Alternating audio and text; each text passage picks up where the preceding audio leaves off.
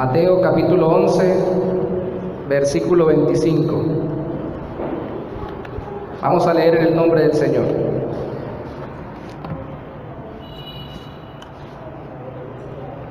Dice la Biblia: en aquel tiempo, respondiendo Jesús, dijo: Te alabo, Padre, Señor del cielo y de la tierra, porque escondiste estas cosas de los sabios y de los entendidos, y las revelaste a los niños. Vamos a leer hasta el 27. Sí, Padre, porque así te agradó.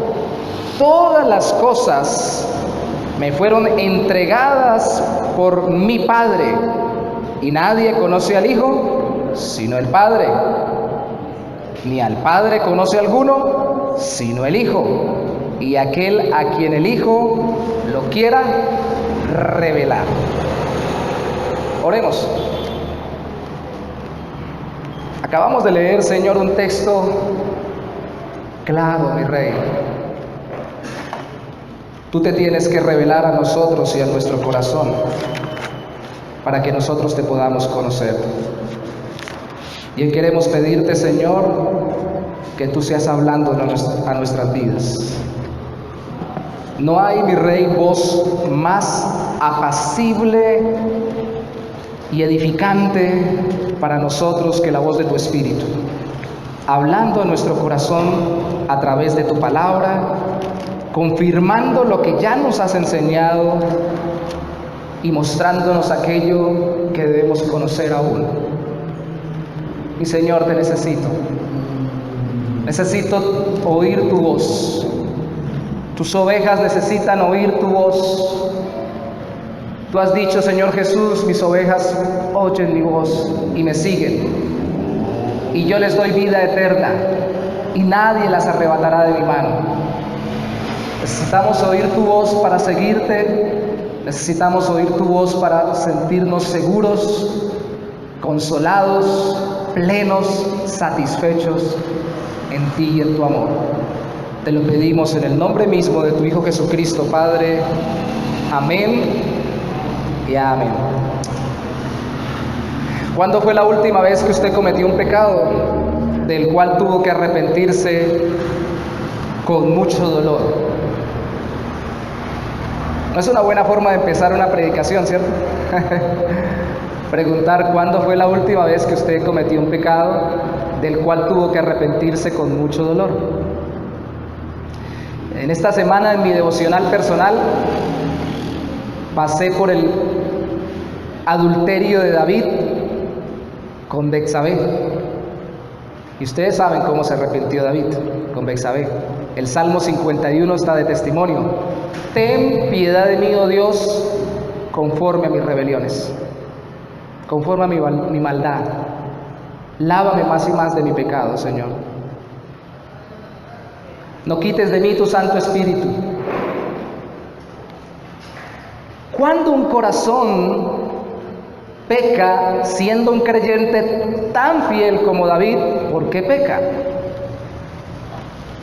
Creo, de acuerdo a lo que dice el mismo texto en 2 de Samuel, capítulo 12, versículo 9, que peca porque ha menospreciado a Dios.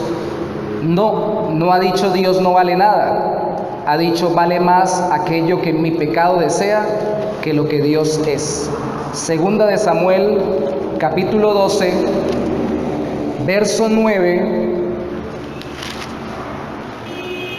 Habla Natán en nombre de Dios y le dice a David: ¿por qué pues tuviste en poco la palabra de Jehová, haciendo lo malo delante de sus ojos? A Urías Eteo heriste a espada,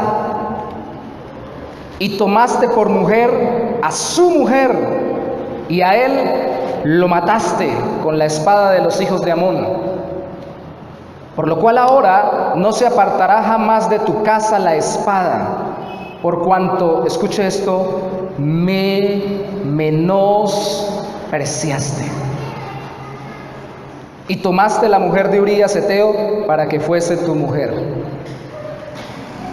¿Te fue más valioso el estar con Betsabé, siendo mujer de Urías, y el cubrir el pecado con ella, matando a Urías, que yo, le dijo Dios a David, y que mi palabra? De hecho, antes le dice también en otros versículos que le había dado poder, que le había dado el reino y todas estas cosas, a pesar de que lo perseguía el rey anterior y tampoco lo valoró, con tal de estar con Betsabé. Alguna vez dijo un predicador que el pecado es lo que hacemos cuando Dios no nos satisface. El pecado es lo que nosotros hacemos cuando Dios no nos satisface. El pecado es lo que hacemos cuando Dios no vale tanto para nosotros.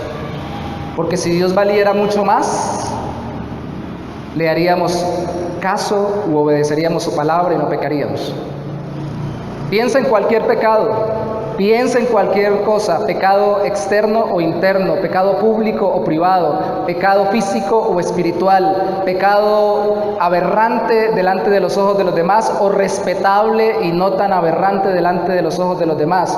Cualquier pecado es menosprecio de quién es Dios. Y es por eso que la solución al pecado no es simplemente decir no peque, es buscar atesorar a Dios en nuestro corazón de tal forma que Él valga más que la tentación que se nos está poniendo enfrente. ¿Qué tanto vale Dios para usted y para su vida? ¿Qué tan grande es el Dios al que usted sirve?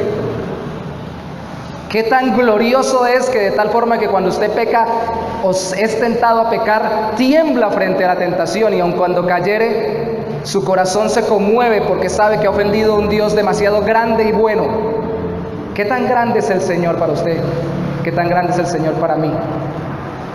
En estos días comentaba con algún hermano que he tenido que, en algunos momentos de mi vida, aconsejar a personas que al volver a su vida de pecado han entrado en crisis de nervios, han entrado en un dolor terrible en su corazón porque han sentido que han ofendido a Dios. Y eso les ha servido para salir de la vida de pecado. El pecado es lo que yo hago cuando Dios no vale más que la tentación que tengo. Pero ¿sabe algo? Vamos a Mateo de nuevo, capítulo 11. A veces no terminamos pecando, Mateo capítulo 11, pero sí terminamos desanimados cuando Dios no vale tanto en nuestro corazón. Mateo capítulo 11, de nuevo, pero ahora el versículo 1 al 6. Vimos a David con Betsabé. Veamos a Juan con Cristo. ¿Ustedes recuerdan que Juan fue el que dijo, he aquí el Cordero de Dios que quita el pecado del mundo? Que Juan fue el que dijo, yo no tengo que bautizarte a ti, tú más bien a mí. Le dijo a Cristo. Que Juan estaba convencido de quién era el Señor. ¿Quién se puede desanimar con una revelación de este tipo? Pues al parecer Juan se desanimó. Verso 1.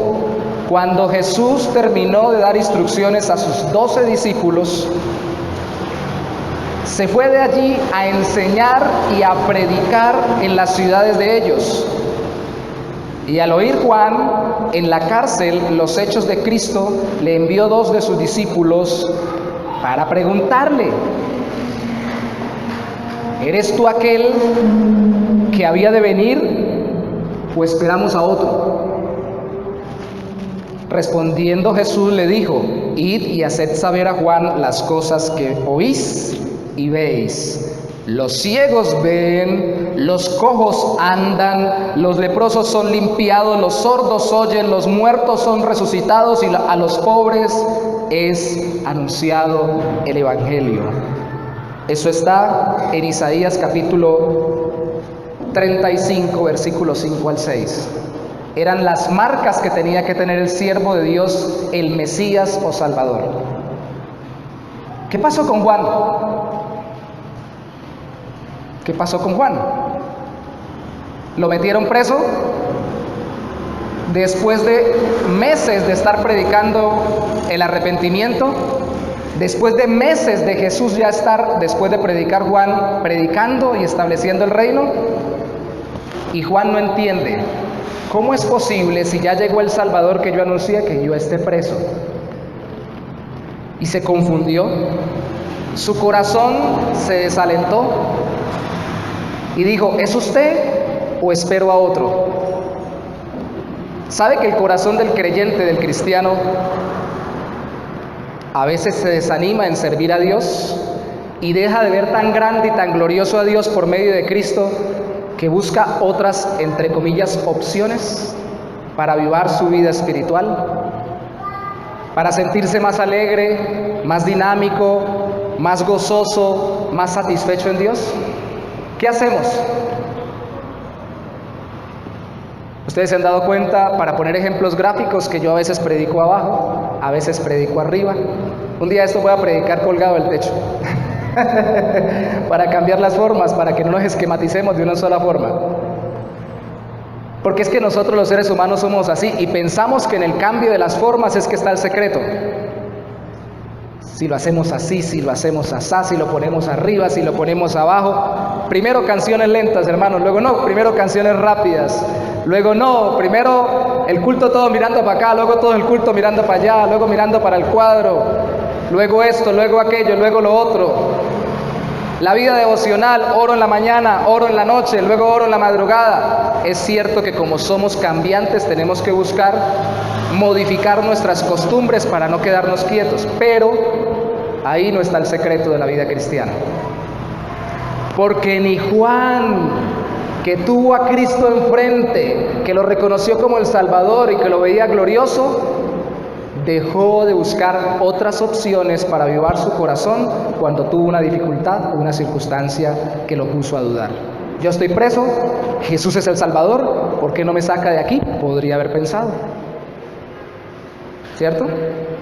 Yo lo anuncié, ¿por qué no me saca?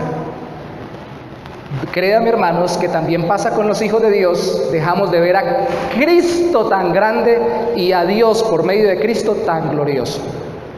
Y cuando así pasa por las circunstancias que estamos viviendo, se vuelve difícil y la palabra es adormecedora la vida cristiana.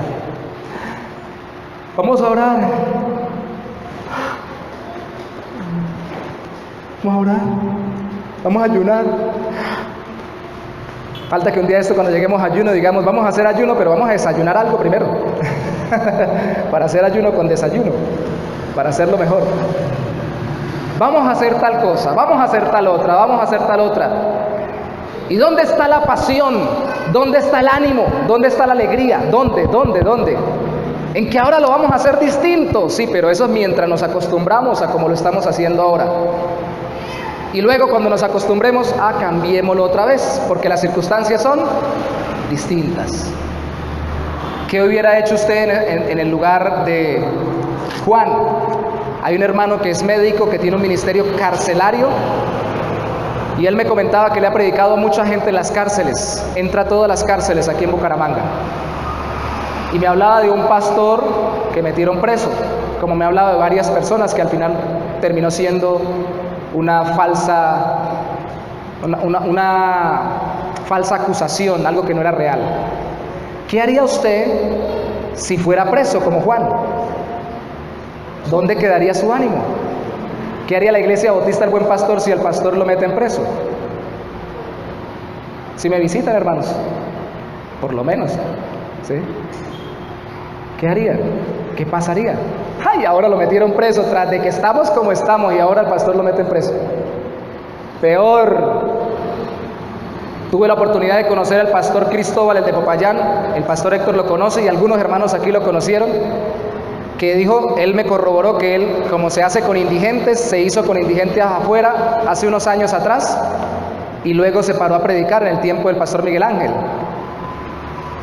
Y me decía una hermana, y no me deja mentir, que cuando llegó lo primero que dijo, me decía ella cuando hablábamos sobre el tema, dijo: otro más, tantos indigentes que tenemos y otro indigente más.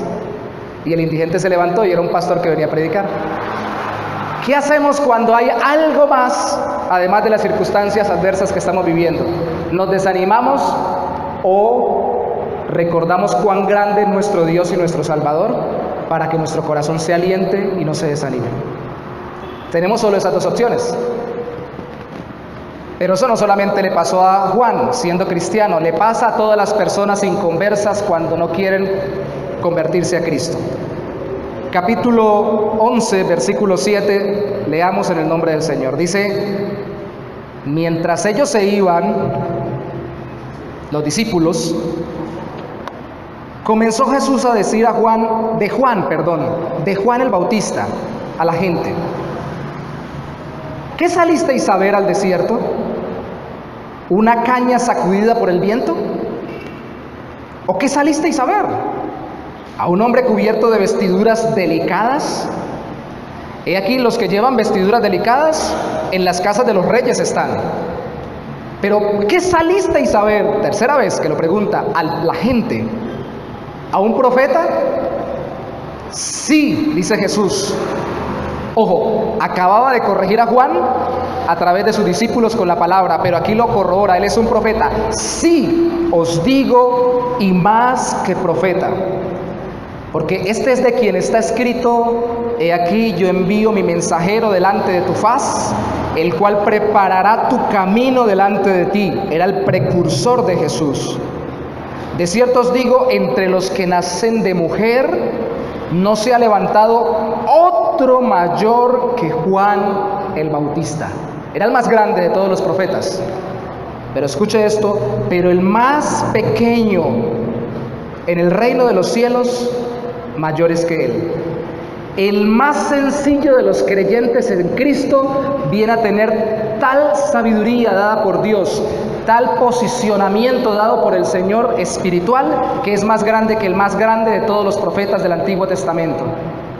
Está diciendo Cristo.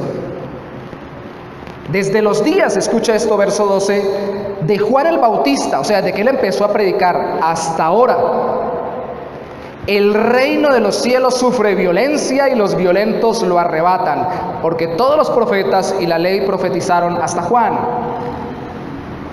El texto paralelo en Lucas dice al revés: todos los profetas profetizaron hasta Juan, Lucas 16:16, y desde el tiempo de Juan el reino de Dios sufre violencia y todos se esfuerzan por entrar en él. Hay dos interpretaciones: una es que los violentos son los que se oponen al Evangelio, y otra es que los violentos son los mismos que quieren conocer a Cristo. Y no es una palabra peyorativa, sino estimuladora. Aquellos que son valientes en seguir a Cristo. Recuerde que Cristo dijo que el que quiera seguirlo a Él, tiene que amarlo más a Él que a padre, madre, hijos, hermanos y hermanas y todo lo demás. Tiene que no poner la mano en el arado y mirar atrás. Tiene que tomar su cruz y seguirlo todos los días, para todos los días crucificar su carne, sus pecados y sus tentaciones. Tiene que ser valiente por amor de Cristo. Así que yo me inclino por la interpretación de que son los mismos hijos de Dios que están llegando después de Juan a Cristo por medio del Evangelio. Verso 14: y si queréis recibirlo, él, Juan el Bautista, es aquel Elías que había de venir. El que tiene oídos para oír, oiga. Mas ¿a qué compararé esta generación? Es semejante a los muchachos que se sientan en las plazas y dan voces a sus compañeros diciendo: os tocamos flauta y no bailasteis, os endechamos y no lamentasteis, porque vino Juan que ni comía ni bebía, y dicen: demonio tiene.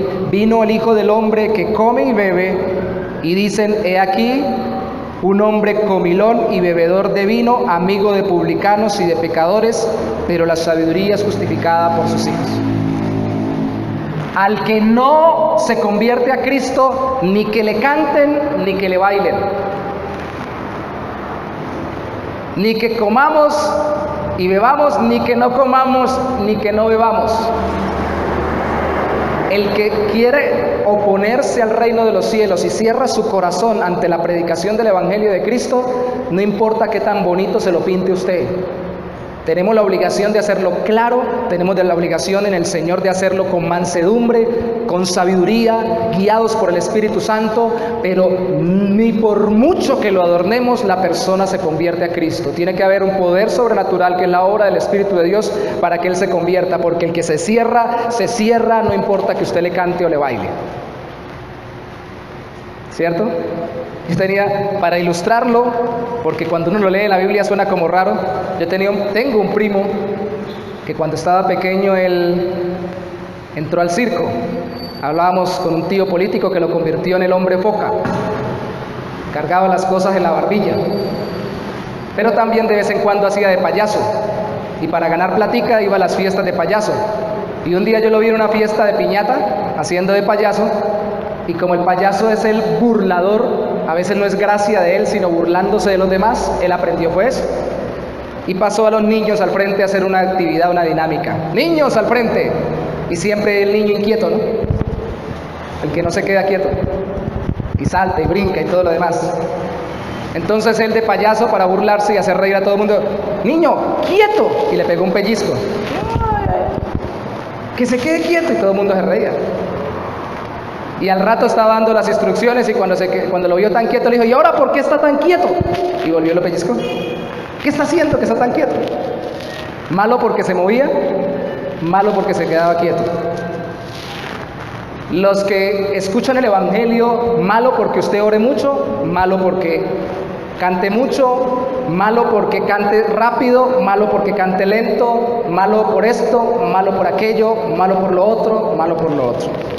La resistencia es tan dura del corazón humano al Evangelio que no importa de qué manera lo presentemos, siempre va a ser de confrontación y siempre va a haber un choque, así seamos muy elegantes para presentarlo. Y eso está bien. Mi hermano Carlos no me deja mentir, ¿cierto, hermano? Hay partes donde uno entra a contactar. Esta vez que fuimos, por lo menos uno nos salió que dijo: gracias, gracias, gracias. No, tocamos la puerta, le hablamos bonito, le dijimos cosas sencillas y amables para que nos dejara hablar con ella sobre el Señor y el Evangelio. Gracias, pero no. Y nos cierra la puerta. ¿Qué hacemos? ¿Lloramos? ¿O entendemos que allí es donde debemos recordar que para ellos Dios no es tan valioso, pero para nosotros sí lo es? Para David no fue tan valioso Dios como para no pecar con Betsabé. Para Juan no fue tan valioso Dios en ese momento a través de Cristo como para no confundirse cuando estuvo preso y tuvo una crisis de fe. Pero para los que no se convierten y no se arrepienten de sus pecados, nunca es tan valioso Cristo como su propio criterio. De hecho, mire la sentencia que pende sobre sus cabezas, verso 20. Entonces comenzó a reconvenir a las ciudades en las cuales había hecho muchos de sus milagros, porque no se habían ¿qué? Arrepentido, diciendo, ojo que ya había dicho que les habían cantado y bailado, sin comida y con comida, Juan Bautista y él, y no se arrepintieron. Verso 21 les dijo: ay de ti Corazín, ay de ti Betsaida, porque si en Tiro y en Sidón, ciudades conocidas por su paganidad en el Antiguo Testamento, si hubieran hecho los milagros que han sido hechos en vosotras, tiempo ha que se hubieran arrepentido en silicio y en ceniza. O sea que, añádale otra más, ni que les hagan milagros. Por tanto, os digo que en el día del juicio será más tolerable el castigo para Tiro y para Sidón que para vosotras. Y tú, Capernaum, que era donde el Señor Jesús se quedaba, donde Él vivía con Pedro, el centro de mando de los discípulos. Y tú, Capernaum, que eres levantada hasta el cielo, hasta el Hades serás abatida, porque si en Sodoma se hubieran hecho los milagros que han sido hechos en ti, habría permanecido hasta el día de hoy. Por tanto os digo que en el día del juicio será más tolerable el castigo para la tierra de Sodoma que para ti. ¡Wow! Entonces es importante que Dios valga mucho para nosotros, ¿cierto? Mi preocupación con el hermano creyente en Cristo es que usted se desanime porque no vea tan valioso a Jesús como para poder estar contento en medio de sus circunstancias, tanto las adversas como las buenas, porque las buenas nos distraen muchas veces de Cristo y de su voluntad. Mi preocupación, persona o varón o mujer que nos acompaña hoy por primera vez, es que usted no vea tan valioso a Cristo y a Dios por medio de Cristo como para no arrepentirse de sus pecados hoy y entregarle su vida al Señor por encima de cualquier dificultad que esté teniendo hoy en su vida y en su corazón. No hay necesidad más grande que la necesidad de Dios.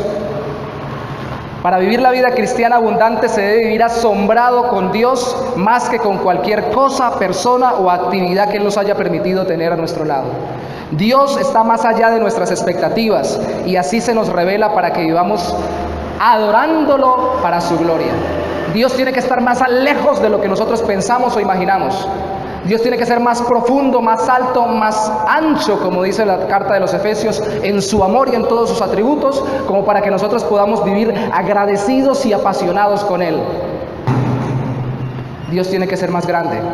Como dijo el pastor John Piper, uno de mis pastores favoritos de esta época, dijo: ni Dios ni la Biblia es aburrida, Avatar es aburrido, dijo él. La película de moda en esa época.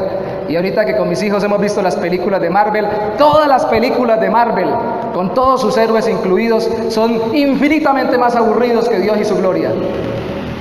No tienen nada que competir, ni un milímetro, con el Señor y su gracia, su amor, su poder, su bondad, su soberanía, su misericordia, su justicia. Todos los atributos de Él son más profundos, más anchos, más grandes, insondables, como para que nosotros vivamos asombrados delante de Él y adorándolo siempre.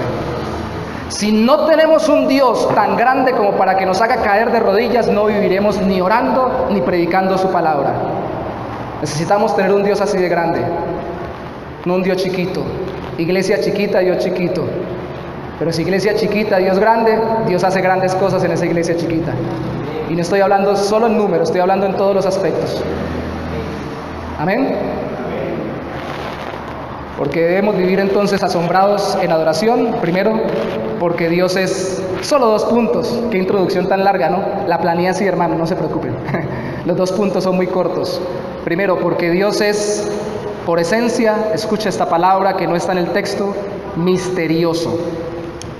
Oh, misterioso. Versículo 27. Saltémonos al 27. Todas las cosas me fueron entregadas por mi Padre, dice Jesús.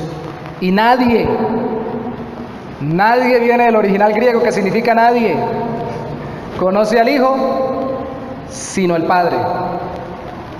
Ni al Padre, el nadie involucra también aquí, ni al Padre conoce nadie o conoce alguno, sino el Hijo. Y aquel a quien el Hijo lo quiera revelar. No tenemos un Dios que lo descubrimos. De hecho, en el colegio, profesora de sociales me corrige, algunos siempre decíamos: Cristóbal Colón descubrió América. No la inventó, la descubrió, porque ya estaba ahí, la encontró. Él no inventó nada, encontró algo que ya estaba puesto, ¿cierto? Algo que no estaba revelado o conocido por el mundo del oriente, sí, de Europa, un continente completo que ellos ignoraban que existía, pero existía. La palabra misterio en la Biblia, cuando aparece y es aplicada a Dios en el Nuevo Testamento, no significa lo que significa para las religiones de misterio, misticismo. Entonces, como tenemos un Dios de misterio, vamos a hacer un rito de iniciación, que nadie se dé cuenta. Y vamos a hacerle unos ritos especiales para que ahora sí esté introducido dentro de la iglesia cristiana, pero que nadie mire y que nadie escuche lo que le estamos diciendo. No, eso era la forma como se usaba en las religiones misteriosas. La palabra misterio en la Biblia, aunque se utiliza igual, la mismo vocablo en el griego que se utilizaba en esas religiones, no significa eso, significa algo que ya existía, pero que no estaba descubierto. ¿Qué tanto conoce usted de Dios? Hace unos días, cuando empezaron el trabajo con jóvenes, me comentaban el hermano Jorge y el hermano Leonardo que la pregunta que hicieron el primer día que se reunieron en la casa de Elaine fue: ¿qué atributo de Dios le llama a usted la atención? No sé si alguno dijo que la ira de Dios o el juicio de Dios, no.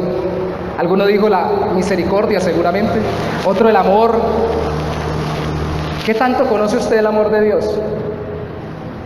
¿Qué tan profundo y qué tan asombrado está usted de conocer la misericordia y la gracia de Dios? ¿Qué tan abismado y asombrado como un Isaías en el capítulo 6 de su libro, que cayó y dijo: voy a morir porque he visto a Dios que es santo, santo y santo? Está asombrado con la santidad de Dios. Al punto que cuando va a pecar usted dice: no, Dios es santo y me llamó a ser santo, no lo hago. El asombro y el amor por un Dios grande es el que nos libra de pecar y de desanimarnos en la fe. Es un Dios que tiene mucho por revelarnos, es un Dios que por esencia es misterioso, porque es más grande de lo que nosotros podemos maquinar en nuestra cabeza. Por eso me preocupa cuando como iglesia cristiana bautista y cualquier iglesia cristiana de sana doctrina caemos en el error de pensar que ya conocemos todo de Dios al dedillo y que somos maestros de Dios al punto de decirle cómo actuar o de saber cómo va a reaccionar anticipadamente a determinadas cosas. Hay patrones claros que Él nos revela, hay atributos específicos que Él nos ha enseñado, pero aún nos falta mucho más por conocer de aquello que Él nos ha enseñado. ¿Usted qué opinaría si usted anda con Cristo y le dice: Señor Jesús, ¿y qué va a pasar después? Él le dice: a ver, lo que sigue no se los puedo decir, todavía no están listos, a su tiempo lo conocerán. Ah, no, pero si se pone con misterios, yo quiero que me diga ya, yo quiero que me enseñe ya, yo quiero que me diga todos los detalles ya. ¿Qué haría usted, por ejemplo, si Dios le dijera cómo, cuándo y dónde usted va a morir?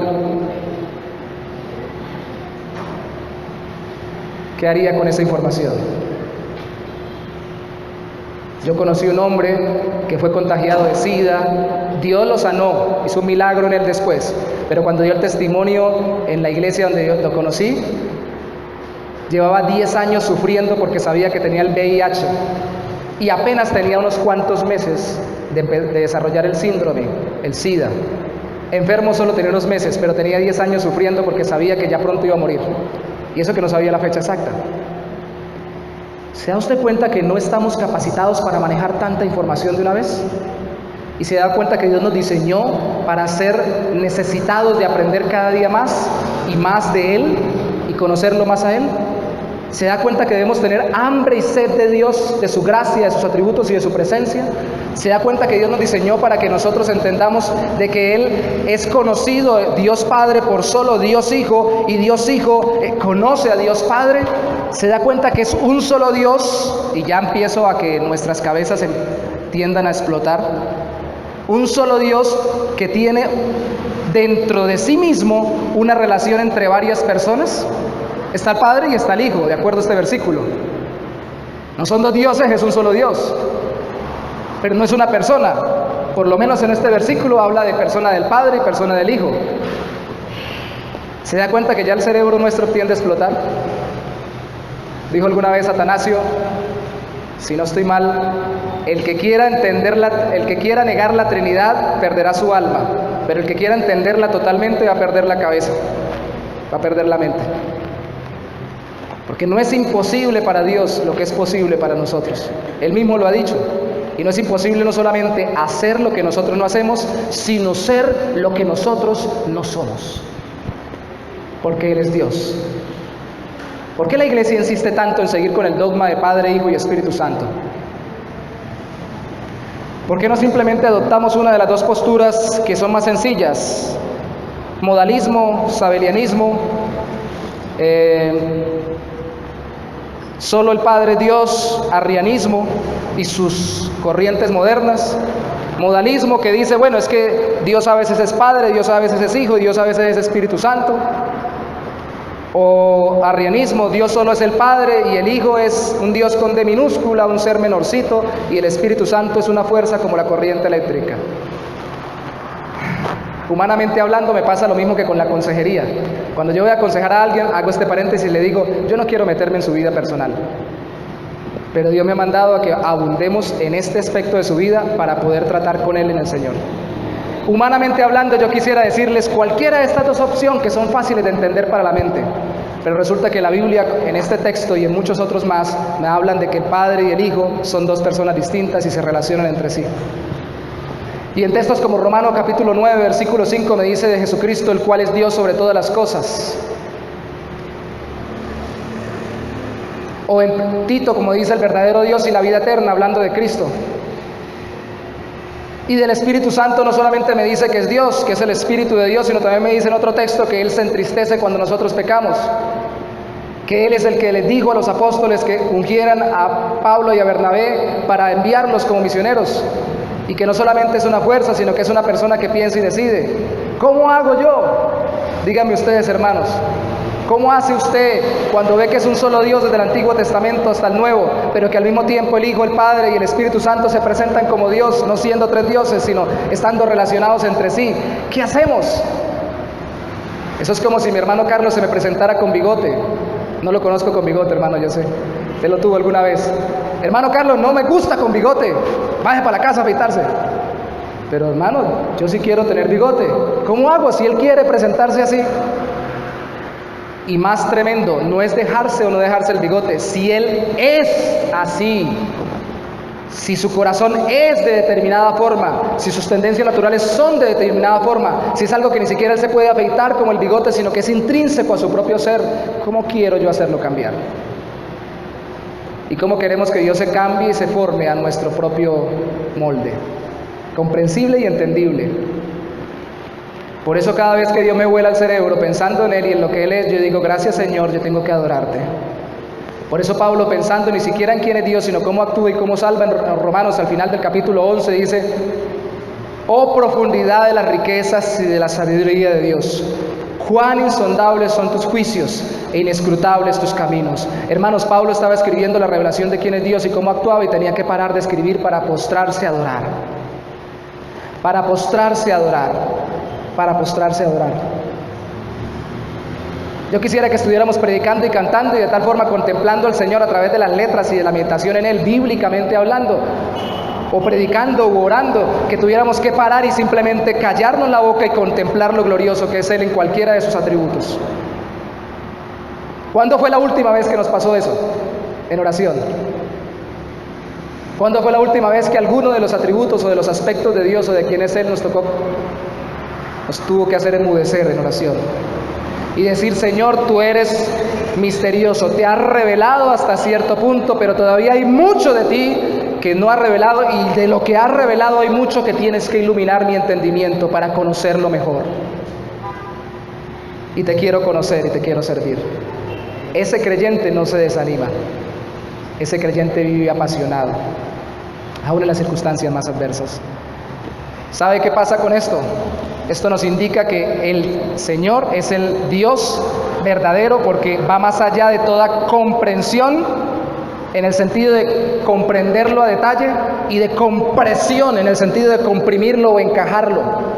Dios no es nuestro Dios de cajita que lo podemos meter en una urna y decir: ya lo descubrí, como una ratica de experimento, como un hámster, y decir: ya sé cómo se comporta y cómo hace.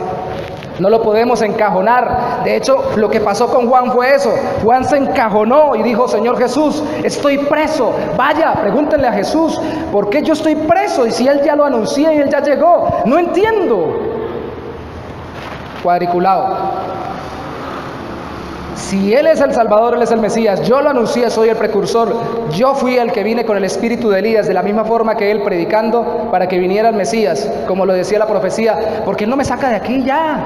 Establecemos el reino y punto. Porque el Señor es más grande que nuestras imaginaciones y nuestros planes, que nuestras expectativas de Él. Hermanos que nos acompañan por primera vez, necesitamos que ustedes conozcan en el Señor, en la Iglesia Bautista del Buen Pastor, un Señor que es más grande que la misma iglesia, porque ese es el Señor que sostiene la iglesia. Hermanos bautistas de la Iglesia Bautista del Buen Pastor, necesitamos que ustedes recuerden que Dios es más grande que sus expectativas, que sus temores y que sus ilusiones, para que puedan servir apasionados y no desanimarse en la Iglesia Bautista del Buen Pastor al Señor. Él es el buen pastor, no este que está predicando aquí. Ni siquiera la misma iglesia es el buen pastor, aunque somos su cuerpo. Él es el que está por encima de todas nuestras imaginaciones y suposiciones. Quisiera que nos enamoráramos tanto del Señor y estuviéramos tan asombrados con Él, que, como decía hace un rato, las mismas películas de ficción más grandes nos queden aburridas. Cualquier pecado que me pongan delante, el que más me ha tentado en mi vida, me parece terrible y abominable, porque mi Dios y su santidad es más grande que eso. Entonces, si así hacemos, nuestra disposición a relacionarnos con Él será mayor, porque sabemos que la disposición a relacionarse en sí mismo de Él está satisfecha. Mi hermano, yo no amo a Dios para que Dios no se sienta triste. El Padre conoce al Hijo, el Hijo conoce al Padre. En otro texto dice que el amor del Padre y del Hijo ha sido derramado en nuestros corazones por el Espíritu Santo. Internamente, entre Padre, Hijo y Espíritu Santo, hay tal amor en perfección que no hay soledad absoluta. Yo me reía en mi corazón cuando veía una de esas películas de Marvel, uno de los supuestos dioses, donde el tipo era un dios en progresión que estaba buscando extenderse porque se sentía solo.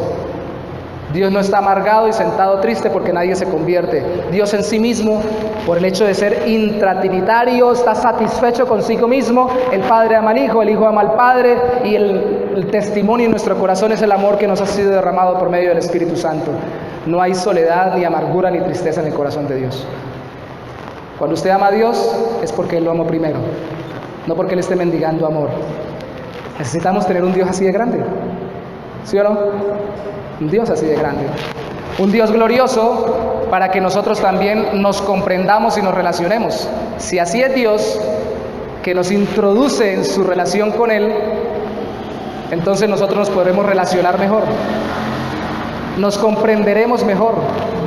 ¿Cuántos de los que están aquí han estudiado álgebra lineal? ¿No? ¿Física cuántica? ¿Tampoco? No se preocupen, yo tampoco. ¿No? Pero todo aquel que ha estudiado física cuántica debería quedarle fácil las tablas de multiplicar, ¿sí o no? ¿Sí o no? Pienso yo, ¿no? No debería quedarle grande, ¿no?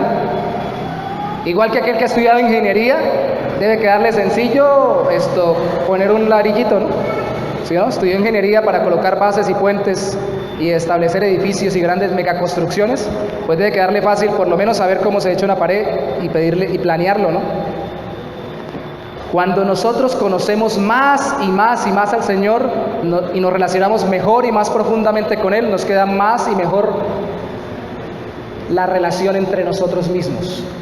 Porque créame, nosotros somos menos complejos que Él. Aunque alguien dice, no, pero usted no conoce a mi mujer, ¿qué tan complicada es? O alguien puede decir, usted no conoce a mi marido, es más enredado que un bulto de anzuelos tirado en medio de muchas redes. No, por más complicada que sea su mujer, por más complicado que sea su esposo, por más difícil que sea descifrar su carácter, nunca es tan complejo y profundo, a pesar de que Dios es sencillo, pero profundo y grande como lo es el carácter de Dios. Y al conocerlo a Él, nos queda más sencillo relacionarnos entre nosotros, amarnos entre nosotros, soportarnos a nosotros, ayudarnos entre nosotros. Esa es una ventaja. Pero si usted mira conmigo la parte final del versículo, dice, versículo 27, y aquel a quien el Hijo lo quiera revelar. ¿Está con B pequeña o con B larga? ¿Con V o con B bilabial? ¿Con B labiodental o con B bilabial? B de burro, B de vaca. B pequeña significa revelar, de revelación, ¿cierto? No de rebelión. Revelar, más fácil para nosotros, es el término que en el último libro de la Biblia conocemos como Apocalipsis, que significa quitar el velo, descubrir algo que estaba oculto a nuestros ojos. Eso es revelar. Lo que hace el Señor Jesucristo es correr la barrera, romper el velo, abrirnos los ojos espiritualmente para que podamos ver a Dios tan glorioso como Él. ¿Usted quiere conocer el amor de Dios? Mire a Cristo. ¿Usted quiere conocer la justicia de Dios? Mire a Cristo. ¿Usted quiere conocer la gracia de Dios? Mire a Cristo. ¿Usted quiere conocer aún la ira o el enojo de Dios, que es justo y santo de acuerdo a la medida que ha establecido el Señor en su justicia? Mire a Cristo. ¿Usted quiere conocer todas las características y todas las aristas de los atributos de Dios en su infinita magnificencia? Mire a Cristo. Mire a Cristo. Mire a Cristo. Por eso fue que el velo se rompió. Lo aclara Hebreos. El velo del lugar santísimo, lugar atrio externo, lugar santo, lugar santísimo, tabernáculo de Moisés, hasta allá. Una vez al año era que entraba el sumo sacerdote. Y cuando Cristo murió, fue rasgado. El velo era su propia carne y es a través del mismo y de su sacrificio, su vida, su muerte y su resurrección que conocemos quién es el Señor y tenemos acceso a Él. Por eso es que me preocupa que muchas veces nosotros olvidemos cuando adoramos a Dios esto. Por eso es que nos ponemos en la disposición con el hermano Jorge, con los muchachos de adoración y alabanza, para que las canciones estén nutridas de aquellas letras que nos recuerdan que es por medio de Cristo que entramos a la presencia de Dios. Porque a veces no parece que entráramos a la presencia de Dios a adorar a un Dios poderoso y glorioso, que ha sido santo y misericordioso para con nosotros por medio de Cristo, sino parece que entráramos a la casa de Chucho, el vecino. ¿Qué pasó, Chucho? ¿Cómo está? ¿Bien? Déjeme entrar que vengo a contemplarlo un ratico. A veces nuestra actitud es tan irreverente, a veces es poco gozosa por ser reverente, pero a veces es tan gozosa y tan ligera que parece irreverente y nos olvidamos que estamos entrando por medio de la obra de Cristo ante la presencia de Dios. Por eso es que las letras se cargan como se cargan. Nadie nos revela al Padre sino el Hijo. Si usted mira conmigo el versículo 25, escuche a Cristo orando, por favor, conmigo de nuevo. Verso 25. En aquel tiempo, respondiendo Jesús, o sea, esta oración es una respuesta a toda la incredulidad de Corazín, de Capernaum y de Tiro. Bueno, de Tiro no, Tiro era antigua, de Betsaida. Dice en su oración Jesús: te alabo, Padre, Señor del cielo y de la tierra, porque escondiste estas cosas de los sabios y de los entendidos, y las revelaste ¿a quiénes? A los niños. Sí, Padre, porque así te agradó. Me preocupa también que pensemos que entonces tenemos que, como Nicodemo, volver al vientre materno. No vayamos tan allá, pensemos que tenemos, ya no soy niño, ya perdí el tiempo. Ya tengo 40 y tantos. Hace ratico pasó mi niñez. Ya no puedo ver a Dios de una forma tan inocente, ¿no? La disposición de revelarse Dios a los niños es la que cantábamos en el Salmo cuando los hermanos estaban ministrando. ¿Qué dice? ¿Se acuerdan del canto? ¿Cómo era? Te alabarán, oh Jehová, todos los reyes de la tierra, porque han oído los dichos de tu boca y cantarán de los caminos de Jehová. Porque la gloria de Jehová es grande, porque Jehová es en sus caminos, porque Jehová atiende al quién, mas mira de lejos al altivo. Cuando yo doblego mis rodillas delante de quien veo tan grande, es porque lo estoy percibiendo tan grande, y entre más las doblo, más grande lo puedo percibir. Aquel que conoce la grandeza de Dios es más humilde cada día, porque Dios se revela a los niños. Y cuando dice niños, en los otros contextos donde aparecen niños, en el contexto de la revelación, es aquellos que dependen, como un niño depende de todo lo que le dice el Padre. Vienen total y absolutamente dependiendo del Señor. No dependen de qué tan inteligente soy, no dependen de qué tan capaz soy, no dependen de qué tan rico soy, qué tan bueno soy, qué tan bien me porto. Dependo solamente de mi Señor. Eso es ser un niño delante del Señor. Es ser humilde y recibirlo como Él se nos presenta, de tal forma que un Dios trino que despliega esta dinámica para dársenos a conocer, nos indica que es soberanamente misericordioso con quienes salva. Nosotros necesitamos conocerlo así, para ya no solamente relacionarnos mejor entre nosotros, sino para relacionarnos cada vez más apasionadamente con Él. Creyente, este Dios grandioso, que por esencia es misterioso, debe ser contemplado en su gloriosa gracia soberana a través de Cristo. Sobre todo en esos atributos que a usted le cuestan más aceptar. Vamos a tener una serie, lo anticipo, de acuerdo a nuestra visión, conocer, amar y servir, durante estas semanas de conocer a Dios, un atributo a la vez, pero sobre todo los atributos de Dios más difíciles de aceptar para nosotros. ¿Cómo si Dios es amoroso? ¿No Dios es amor? Deja que la gente sufra. ¿Cómo si Dios es soberano? No controla lo que está pasando en mi vida que me hace daño. ¿Cómo si Dios es justo? Deja que haya tanta injusticia. Aquellos atributos que nos cuestionan más por nuestra debilidad humana, por nuestra fragilidad y por nuestra falta de profundización en verlo cada vez más glorioso a Él. Creyente, apaciónese con su Señor y con sus atributos. Ore más, lea más su palabra y por amor de su nombre busque vivir más conforme a su voluntad para que entonces Él le revele más de su ser y de su vida. Y amigo que nos acompaña por primera vez o que nos están acompañando desde hace poco, mire a Cristo. Conozca al Señor por medio de Cristo.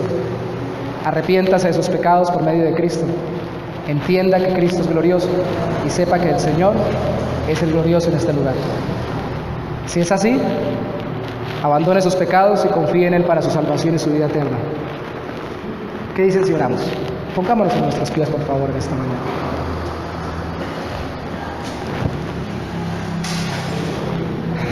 Dios grande, Dios glorioso, más grande, Señor, de lo que puedo imaginar, eres tú. Más fuerte, Señor, de lo que puedo entender. Más amoroso, Señor, de lo que yo podría desear que fueras amoroso. Más rico en ti mismo, Señor, de lo que puedo imaginar yo que son riquezas físicas y espirituales. Tú eres Dios, tú eres mi Señor. Y como iglesia, Señor, venimos ante ti a decirte, recíbenos como niños, Señor. Danos por medio de tu Espíritu Santo un corazón humilde para buscarte con más deseo. Para decir como aquel cantante que alguna vez elaboró ese canto tan precioso, yo te busco, yo te deseo, yo te anhelo. Pero yo no te busco, ni te deseo, ni te anhelo, Señor, porque deba, porque tenga, porque me lo dijeron, sino porque entiendo, Señor, que te necesito, que necesito de alguien más grande que yo, más grande que mis padres, que mis familiares, que mi pareja, que mis hijos, que mis pastores, que mis hermanos en la fe, que el presidente de la República, que todo este sistema, que este planeta y que este universo. Te necesito a ti, Señor. Mi vida es tan pequeña, Señor. Mi vida es tan pequeña. Y a veces la veo tan grande y tan enredada, mi Dios. Te necesito a ti. Necesito un Dios que va más allá, que está más allá de lo que yo puedo pensar o imaginar, que se ha revelado en Cristo Jesús lo suficiente para que lo conozca, pero que aún es insondable y que tiene mucho por conocer en aquello que ya ha revelado. Te busco con todo mi corazón, te amo, Señor, y te bendigo en esta mañana. Y te pido que cada corazón de los que estamos aquí te busquemos con todo nuestro ser, que te busquemos con todo nuestro corazón, Señor. Yo te busco, yo te busco con fuego de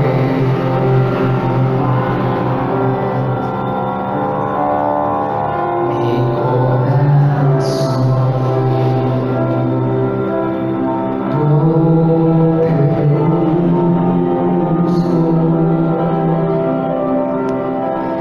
Yo te busco.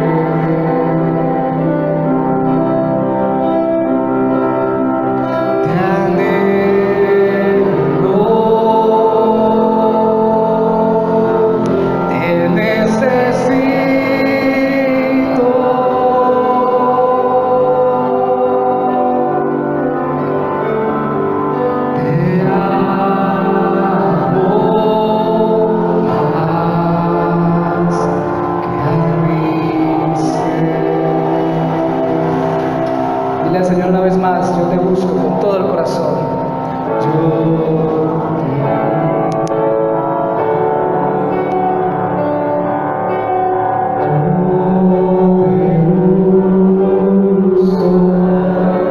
Sí, Señor, yo te busco con fuego.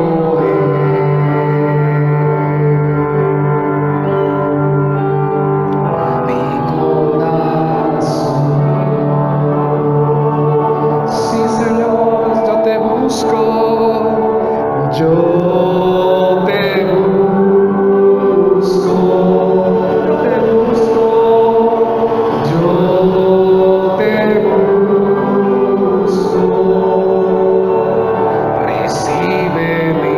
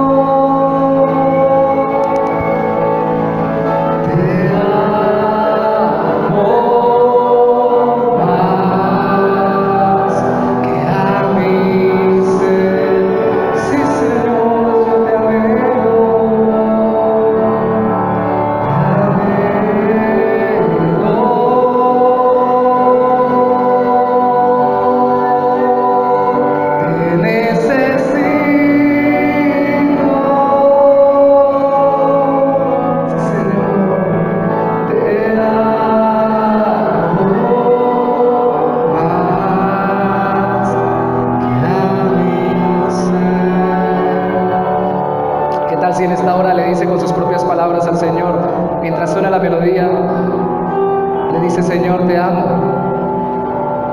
y te quiero amar más, te necesito más y te quiero necesitar más, Señor. Hay una necesidad que no quiero perder, la necesidad de ti, que en todo sea satisfecho, Señor, pero que nunca te deje de necesitar. Que nada me haga falta, pero que nunca, nunca, nunca esté satisfecho de ti, sino que siempre quiera más de ti.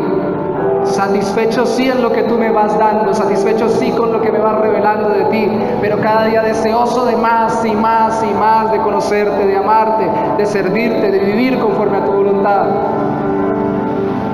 Pongo en tus manos mis problemas y dificultades de ahora. Tú sabes cuánto hay en mi bolsillo, cuánta aflicción hay en mi cuerpo, cuántos conflictos hay a mi alrededor. Tú sabes cuántas ilusiones hay en mi corazón y cuántas necesidades en mi casa, Señor. Pero tú eres más satisfactorio que cualquiera, y por eso toda necesidad, Señor, está colmada por ti. Y en ti te anhelo.